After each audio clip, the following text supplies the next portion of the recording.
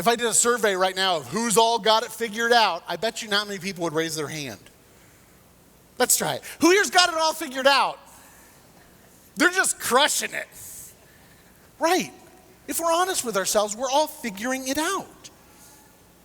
Do we see ourselves as this dog, potentially? Do we see ourselves like the deaf man? Sometimes we don't hear the truth. Sometimes we don't hear what's being said. We speak poorly. We make mistakes. Or do we take offense at the moments where Jesus can and does come into our lives and say, bud, we need a calibration shift? But I have to tell you, this message, this story, did anyone else get the vibe that Jesus is just really rude? I'm sorry. He just dropped like it's not for the dogs. I'm like, whoa, J-Man, this does not fit your whole vibe. If I were to select things to preach on, this would probably be lower because it's such a hard lesson. Anytime Jesus says something really like this, kind of maybe rude, or perhaps it's those ones that are really heady concepts, really confusing. What does he mean? Cryptic or puzzling, like a riddle. I struggle with those because I don't want my faith to just be up here discerning what he meant by this all the time. I want my faith to be tangible. I want it to be practiced. I want it to be lived out. Some of you are in your God's Work Our Hands shirts. You might have those. I love them. And today is God's Work Our Hands Sunday as we live into this thing that the whole church does of spending a day dedicated to service and outreach. And I love it. It's so tangible. It's probably because I'm always in my head. Pastor Lauren has said probably 30 times, man, you need to get out of your head. Because I do. Faith so much for me is an intellectual exercise. But sometimes what I see here, and when we do service projects and care for our neighbors, I just love it. And I know that God sometimes is challenging me to get out of my head as well, to love my neighbor. It's beautiful. And we have a not so beautiful text today. As Jesus has called someone a dog. And not just someone, he's called like a foreign lady a dog. Like, this doesn't make any sense. But maybe it's not so bad because I'll admit, show of hands, who's a dog person? I'm going to put 2 hands up. I love dogs. And my friend Maya from Haiti, the executive director of Haitian Tamoon Foundation on the ground there in Haiti, he always, when he comes over here to talk about the Haitian Children's Foundation, he's often hosted at homes. And he said there's a kind of consistency amongst these American homes. He goes, man, you guys sure love your dogs. At my house, there's some little cushy bed for the dog. My house, there's a basket of toys. Please don't ask me how much money we've spent on engaging our dog's mind to make sure they're not bored. It's silly. It's silly. We have fancy foods for dogs, artisanal foods. We have activities. We have whole parks for dogs. Halloween creep has begun. So Halloween things are showing up in stores. Y'all seen the dog costumes? We put clothes on our dogs. And Maya from Haiti is like, boy, geez, if you cared for everybody the way you care for dogs, that everyone would have a soft place to rest. Everyone would have nutritious food available to them. We treat dogs really well. But I don't think this is what Jesus is getting at. That concept of you wouldn't give food to the dogs before you feed your children. This is the concept of the dog that you guys know who lives outside, has to go to the bathroom outside. He looks after the barn while everyone else gets to rest. The dog who eats scraps, the dog who drinks from a dirty dish. No one wants to be treated like a dog in that sense. And here's Jesus saying to this woman, you just don't rake up here with people. You're on dog status. It's just frustrating. I don't have to go into a long spiel about how God throughout scriptures really seems to be oppositional to this idea of ranking people based on where they're from right? We have like early in the scriptures, all this stuff about the Moabites are terrible. When you dwell amongst the Moabites, they're awful. And then there's Ruth, who's from Moab. Like, she's a hero of the Bible. The Bible's like, don't live with the people of Uz in the city of Uz. Oh, it's so much sin. But Job's from there, a hero, like a model of faith. He's described at the beginning of his story. It's this man from Uz who was a model of faith, virtue. What a good person. And then, you all know the story of the Good Samaritan, right? Throughout these stories, God is challenging our ranking, our elevating of individuals based on where they're from. But then here's Jesus going, bud, sorry, Gentile, this ain't for you. You're down here. The children are up here.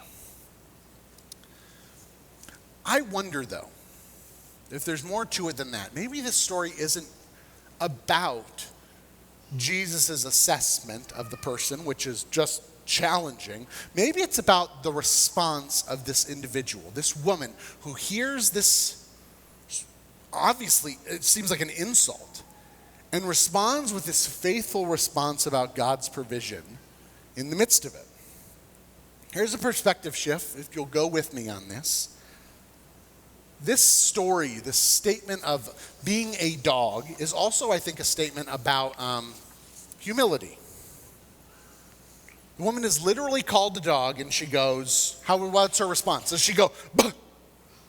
No, she goes, absolutely, yeah, sure. Sure. But even dogs get crumbs. There's something there. If I called any of you a dog in this sense, I would expect you all to be frustrated. Right? Who here, if I called them a dog, would be a little irritated? Yep. It's not really a great thing. But Jesus refers to her this way. And earlier in scriptures, you guys remember last week I talked about the washing of hands, that the Pharisees are frustrated with the children of Israel, these disciples of Jesus not washing their hand. Before this, Jesus had said, blessed are those who take no offense at my teaching. And these people are offended by the disciples not washing their hands, and Jesus calls that out. She's been called a dog by God himself, and she took no offense. Now, is this because maybe she's got this internalized shame, just deep shame, and just accepts it because she's so used to being called a dog? Maybe. But this is reminiscent of a quote that's often attributed to Luther. It may or may not be Luther. I'll look to you, Steve. He says, right before he died, he was attributed to saying, we are all worms, all beggars. That's what, Steve fixed it. This sort of like derisive term, and we struggle with that, but I think it's similar to this understanding of maybe humility. An understanding that he is not special, that he is not some holy and other creature set apart by Jesus to be the special thing. He is a beggar. This woman here has been called a dog and goes, that's fine. In comparison to the great I am, absolutely. No argument here. Although you could take offense, she has this great deeper understanding that, yeah, sure. But even dogs get crumbs. Because something about this, someone would say this is negativity, but I think there's something more to this. I think of, last night someone said, I've never heard this referenced in a sermon. Y'all ever seen Bill and Ted's Excellent Adventure? It was formative for me. Bill and Ted are these goofy California rock guys, hey dude, and they're doing their history project, and a time traveler helps them with their history project. So they're seeing all these great figures throughout history, and they're in ancient Greece, and they go, oh, I think that's Socrates, dude. And he goes, oh, what's his deal? And they get their book out, and they're looking, he goes, oh, it's under Socrates. And he goes, okay. Oh, there it is, Socrates. True wisdom is knowing that you know nothing. That's us, dude. And he goes, all right. I know, it's goofy. So am I. You see why this is so formative. But I love that humility expressed in the wisdom of Socrates. And ancient wisdom is that true wisdom is knowing you know nothing. It's this humility aspect of recognizing, as wise as we are, as informed as we are, really in the grand scheme of things, what do we know? Nothing. Job, the holy man from Uz, comes to God and says, I have a problem. And God goes, well, who are you and what do you know? Where were you when I separated the earth from the seas? Where were you when I created Leviathan? Where were you when I did all these things? It puts Job in this sort of realistic perspective of, I'm talking to the great I am. I'm not talking to some other person. That we shouldn't try to put ourselves on these pedestals, these elevations of excellence and wisdom. I love that concept, and that should resonate with us because we don't play that game either in terms of worthiness or unworthiness of God's goodness and mercy, right? I would say if God's going to judge somebody unworthy, inadequate, insufficient in their obedience, then bud, I'm probably on that list too. Because who here doesn't fall short of the glory of God? If I did a survey right now of who's all got it figured out, I bet you not many people would raise their hand. Let's try it. Who here's got it all figured out? They're just crushing it. Right. If we're honest with ourselves, we're all figuring it out. Do we see ourselves as this dog, potentially? Do we see ourselves like the deaf man? Sometimes we don't hear the truth. Sometimes we don't hear what's being said. We speak poorly. We make mistakes. Or do we take offense at the moments where Jesus can and does come into our lives and say, bud, we need a calibration shift. We need to be different people, made different. We got to live up to this holy posture, this position of love and mercy, and our hatred of the neighbor, our frustration, speaking ill of one another is not the way of peace. Or are we too arrogant to say, well, look, they were awful? Or do we have the humility to say, yeah, I need that? Last night at worship, 5 o'clock worship, we sang Amazing Grace. I love that song. It's not called Pretty Good Grace. It's not called So-So Grace, Top-Notch Grace. It's called Amazing Grace. Amazing, awe-inspiring grace. It's overwhelming grace. So what God has offered us is not some small thing. It's more than we could ever want or desire. So when this idea of crumbs, there could be the concept that crumbs are leftovers, like they're insufficient, they're inadequate. No, crumbs are a piece of something we cannot even fathom its greatness. But crumbs are more than enough. Faith the size of a mustard seed, right? You guys remember that one? A little bit is more than we could ever hope for or imagine. That's what amazing grace is.